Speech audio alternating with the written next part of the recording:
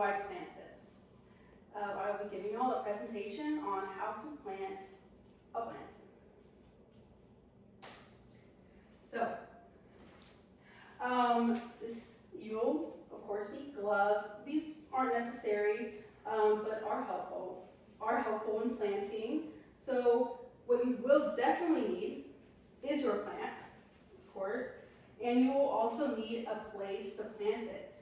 This could either be a pot or in the ground if you want. You will need to make sure your pot is large enough to fit the adult stage of your plant. And your pot will also need drainage holes. And you also need soil. So, proper soil for a plant in a pot will be potting soil or potting mix. If you are going to plant your plant in the ground, you should use gardening soil. Make sure not to use topsoil because it has no fertilizer and it's not going to have the proper nutrients needed to grow a plant. So,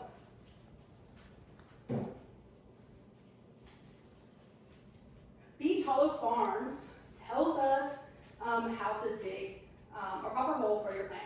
So we will need to dig a hole at least 2 times the width of the plant's root ball, and it needs to be at a similar depth as the plant's root ball. And you can use a shovel, not necessary, but definitely helpful. And you will need to loosen the surrounding soil in the pot or the ground, which this is to give the new roots enough space to grow and spread as needed. Okay, next that we need to do is loosen the plant's roots. This is a root ball. This is what you'll see when you pull the plant out of the store's container that it comes in. And you will need to gently massage or tease the root ball to loosen tightly bound or circling roots. This will encourage the roots to grow outward into the surrounding soil.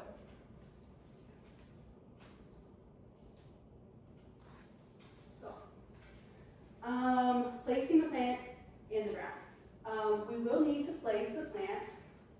You will then place the plant into the hole, and we need to make sure the top of the root ball should sit roughly 1/2 inch to 1 inch above the surrounding ground level of the soil.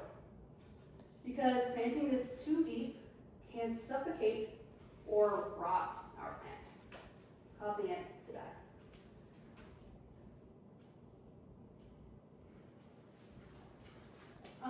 Our next step that we need to do is water our plant thoroughly.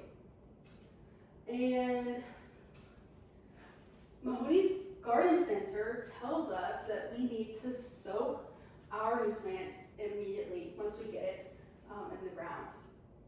This is because water is not only provides essential hydration to overcome possible transplant shock, but it also helps settle the soil on a microscopic level around the roots. And also make sure not to water your plant too much to where you're flooding it, because you will overwater your plant and it will die. And after this, you will have a properly planted plant that should grow, thrive, prosper, be beautiful. All right, these are my works cited for my presentation, and